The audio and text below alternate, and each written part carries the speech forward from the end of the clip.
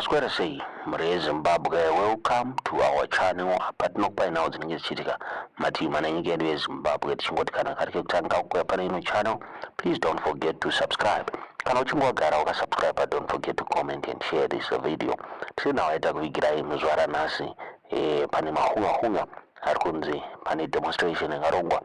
It comes on Wednesday, the 15th of April, Mre Zimbabwe, Zirgunzi Road, 15.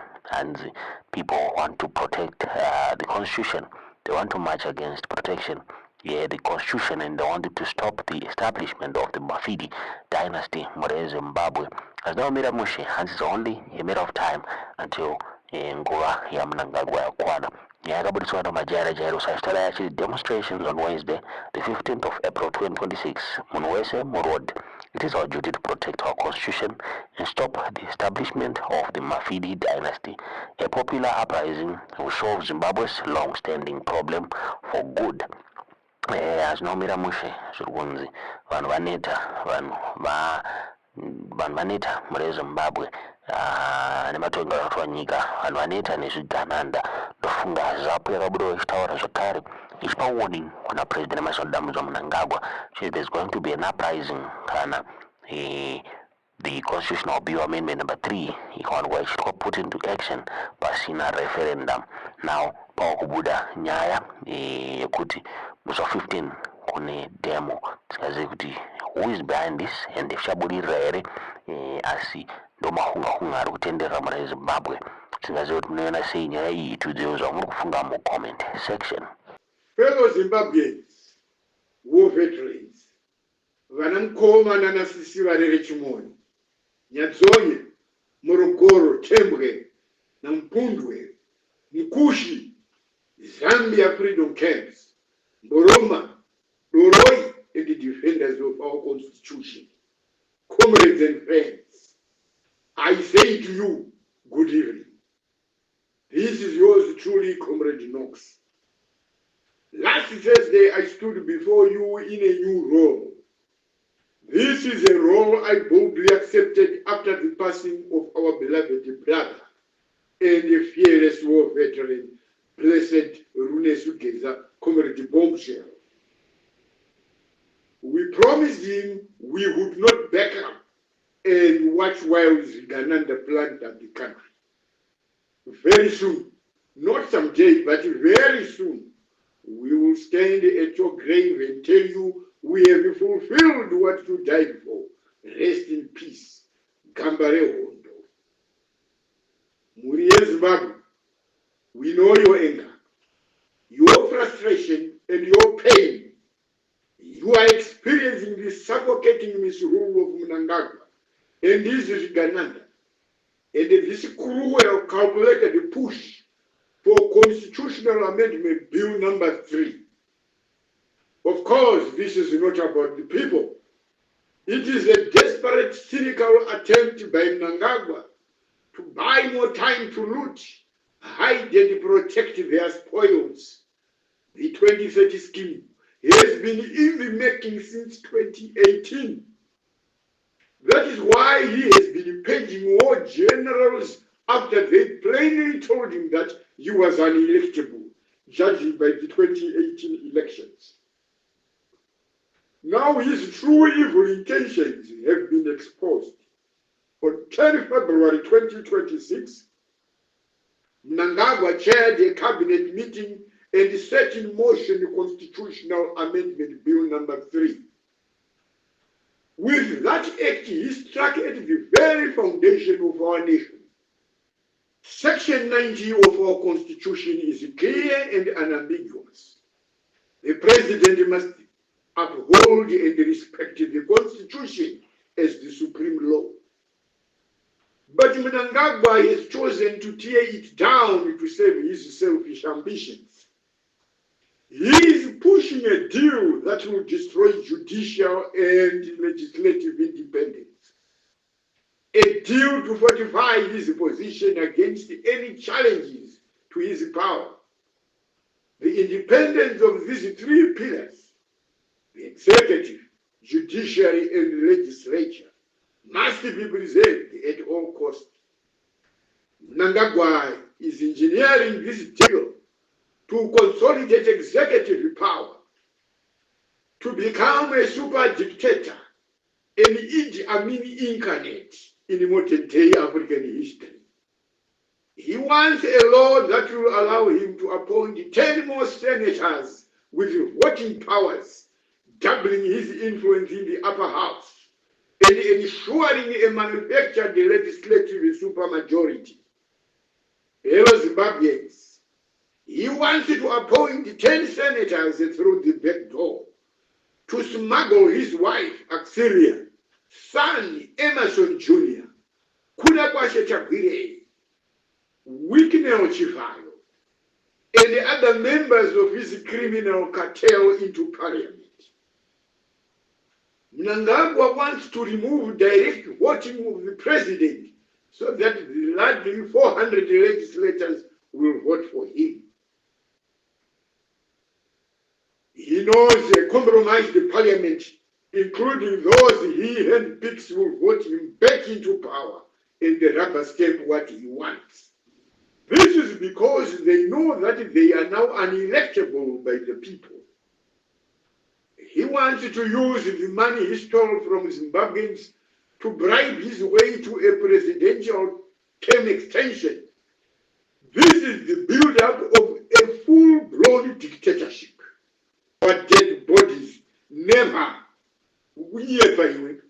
Fellow Zimbabweans, in 2018, when we crafted our new constitution, the majority of Zimbabweans voted for the direct election of the president by the majority.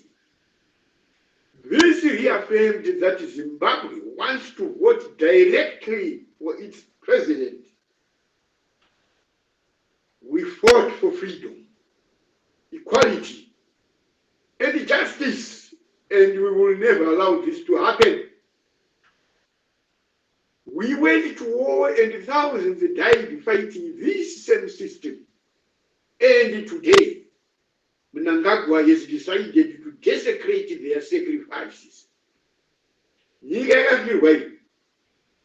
Yakafirwa nyika yevakomana. The shift from popular vote to parliamentary selection, combined with a weakened judiciary and legislature, is a direct assault on our democracy. Fellow Zimbabweans, let me assure you, and get this from me, the military is a counterbalancing institution to checkmate abuse of executive power. Hence its constitutional role to uphold the Constitution. As retired General Henry Mchena said, if ZANU-PF itself, our own revolutionary party, becomes a threat to national security, the military will step in. Izvozvo hazvichinje, musapfurirwa nana mahiya nana opa. Munokuvara vakomana. Munokuvara. Rizorimara. Battle lines have been drawn. We are ready for action. We are ready to fight this with our blood once more. Where was Zimbabwe in 2017? During Operation Restore Legacy, we welcomed Mnangagwa back as a chance to reset and recalibrate our nation. We were very wrong. We trusted him. We begged a madman to superintend over our national affairs. We apologize profusely to the people of Zimbabwe for this grave and suicidal mistake. We did not know then that Mnangagwa would become the greatest criminal this nation has ever known. A man who would betray our blood-soaked revolution for self-aggrandizement and insatiable greed.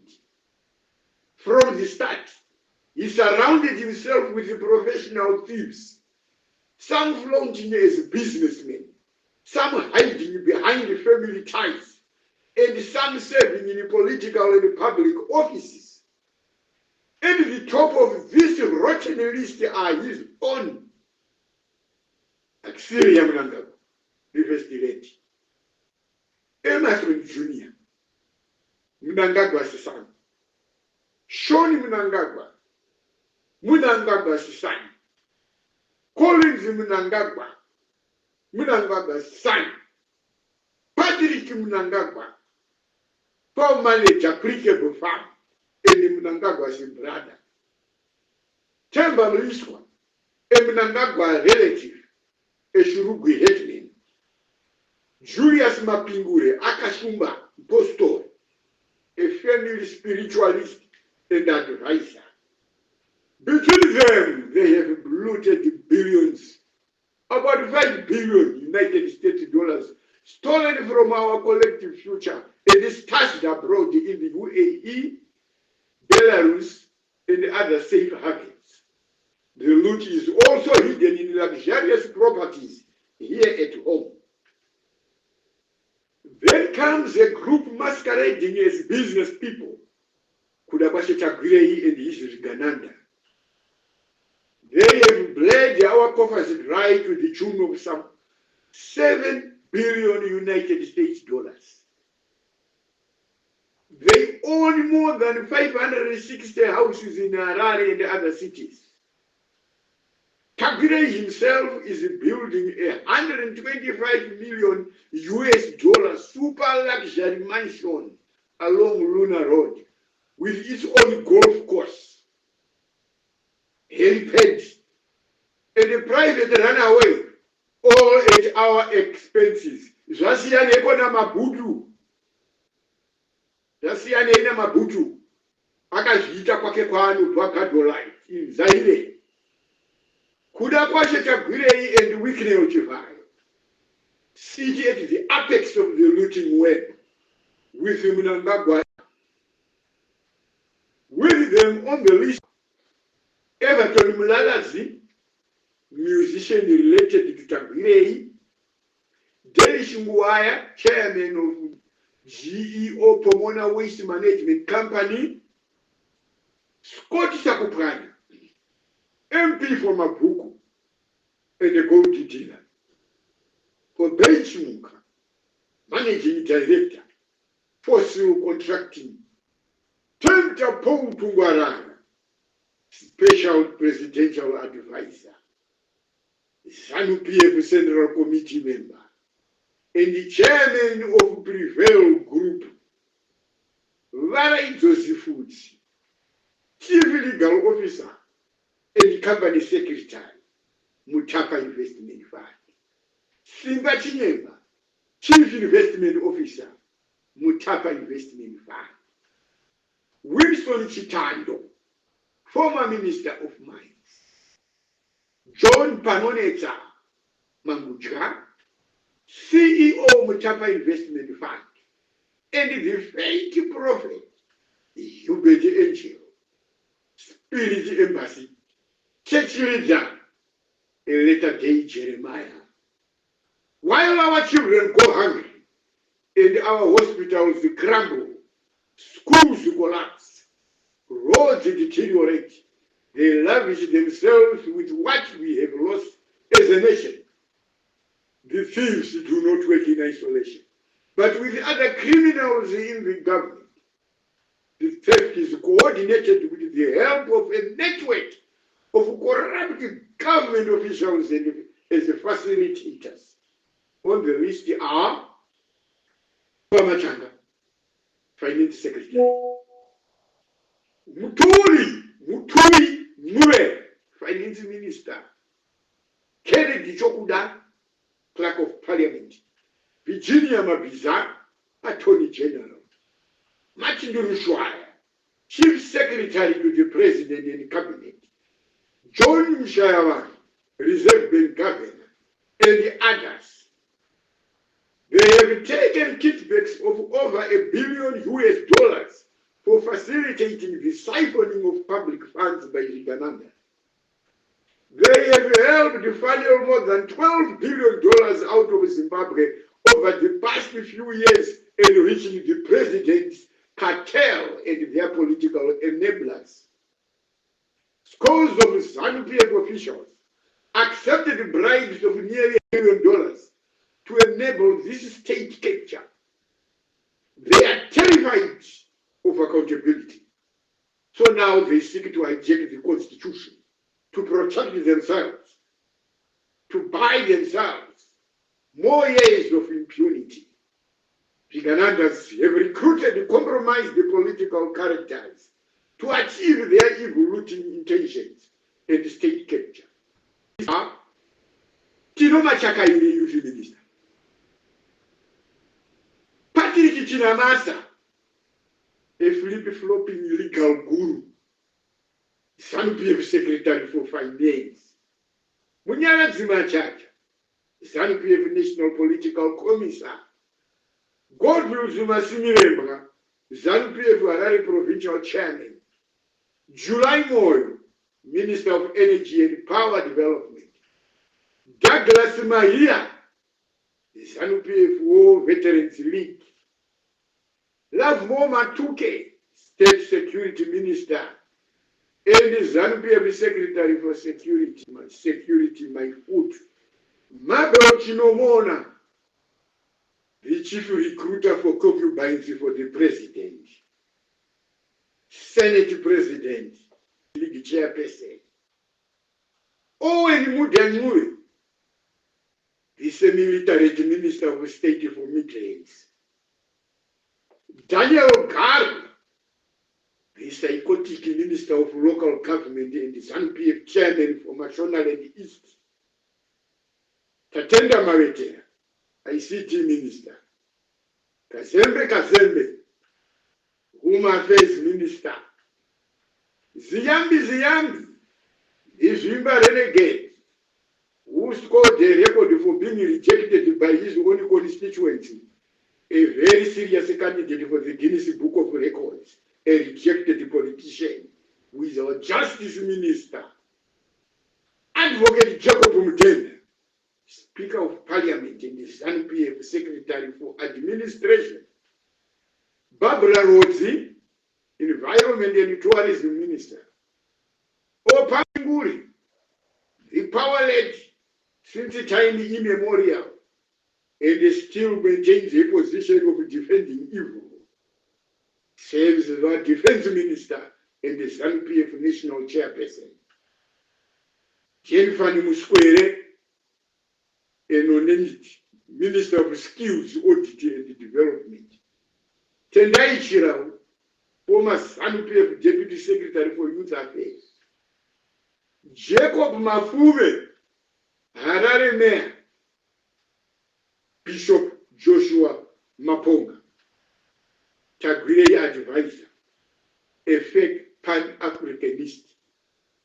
They also work with the exiled former ministers, Sylvia Kasukwere Tyson, and Jonathan Moyo, who have been assisting in paging Mnangagwa's opponents, especially Tyson.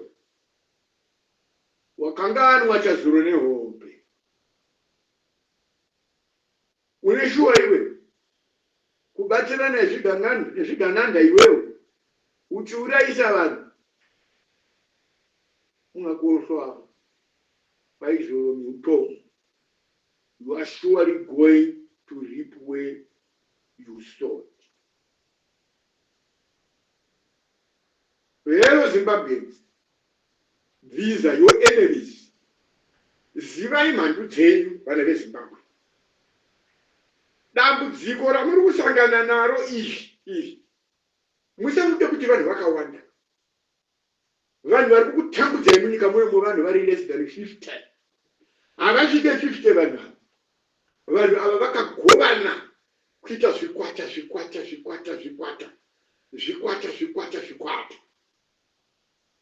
Chikwata chichita zvakati chakati. Vese vanhu ava vari 50 ndo vari kuzviti Zimbabwe. Ndo vari kukrafta mitemo yese. Ende vanhu ava vese havazadze jeri kana chikuru gaito zari apa. azvitomboda kana amnesty yekucreata space muchikurubhi ava ndivekungotenhera chete ava havana nyaya. Mnangagwa and his cartel think that a tempered constitution will shield them. Vanhu vashomanana chaizvo vari kutionesa pfungwa. Vanhu vari pasi pe50. Jera hatokwani navo vanhu.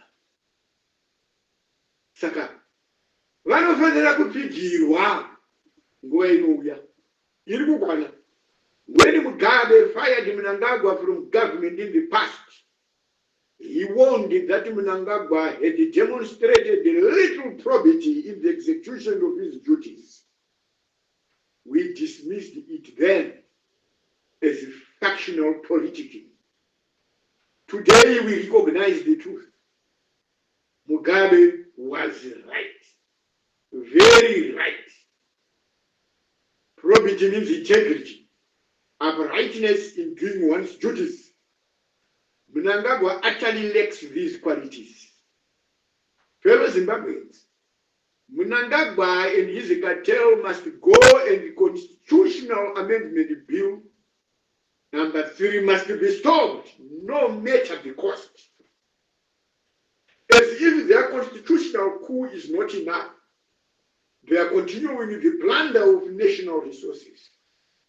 Thank you, Comrade Henry Chen, and all your team of retired generals, again, for your clarity on the issue of the constitutional amendments and the role of the military.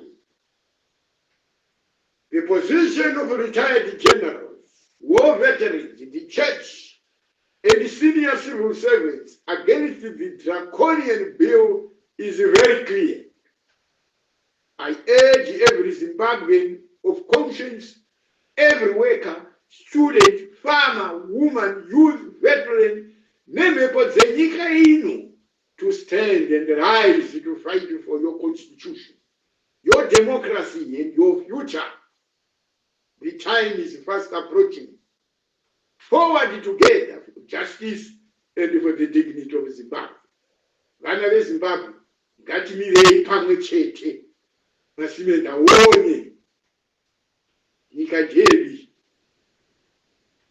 Munoona tisingade kunyeperana. Iri ndo rinonzi nyika yedu raazungu rakapinda rovambira. Huku dzinopera. Radura razara zvipfukuto. Saka zvinoda kufuridzwa. Rovambira roda kuubiswa. Ndiko kuti tiwane rugare. Hondo yatiri kurwa nayo pano. Tiri kuita kunge tinodzipisi vasina simba ngebvisa ana Dhavhidhi vari kurwisa Goriati.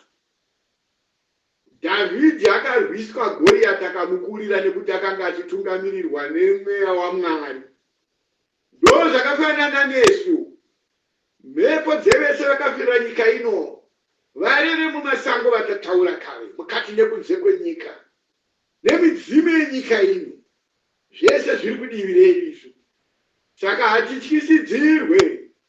Hatityisidzirwe nana Goriati. Hatityisidzirwe neveurombo. Iko zvino akatorana naenimo zvitsva. Ndo vaakarekruta naenimo zvitsva kuzadza kuti vaponde vanhu nekutyisidzira vanhu.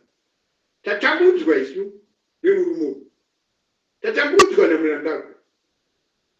Nyika ino yakanga iri nyika yehuchi nemukaka. Asi ko zvino zvihuchi nemukaka hwacho zvaakungodzikwa nevashomanana. Sakula sichitewa ukuti iZimbabwe ilizwe loluju lotaka.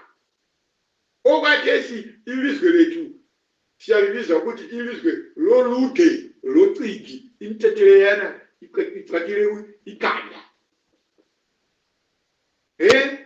iZimbabwe idatawulirwa naMnangagwa. Nyika ikudyaniyefe nemitsumwarumwa kutambura. Iko zvino kana iko kusasana. Vashoma vari kusasana. Matadzisa mapostori kunamata. Vakungosasanawo. Yangove sapatina. Apa mweya hapachisina. Hazviri nani kakudya mweya kauchidya kuti modho chako chehufu. Zviri nani nekuti hamuchanamata. ndiro gwara rababa Johani here zvibvunze mupostori ndiro here gwara rababa Johani rawakafundiswa iwe nababa Johani vachiuya kwaNevanji mukuru uya kuzvitora sagotwe wenyika kuti kumashure kwake hakuna anotevera uyazvitata njengeidzina tunjana relizwe ituzu rekwina zvinobatsire chiiko zvinobatsire chii nyika ndeyevanhu vanhu inyika nanga waomesera nyika yachemanewo vana vachisina kana nerusununguko rwekufamba munyika yavo nekutya wakadyara ruzhowa rwerukato runobaya hamufambike nyika yese yazara rukato umbambamo uvake utamo hwerumbambamo hambudike zvino chatoda kukutaurira chinhu chimwe chete uchadyiwa nechekuchena avenduro vationa isikuni sichisa umkwezei saka ivo zvino madzika basi ivo zvine zvimidzi madzika yatambarara impande inavire njengendumba matambarara senyemba mumba maakupisa umu saka taakukuburitsa endrini sekutiisa sikaterero kuvekezera kupirigura zvinhu zvese mukati menyika kupirigura nemitemo yenyika that will never happen because what started as a village conspiracy, a misguided village conspiracy by Mnangagwa and his family is now degenerated into a full-blown presidential schizophrenia. Wakuda kuti urayira nyika ione kupenga kwako manje. Never. We have to go. Ndatenda. Nyabonga. Thank you very much.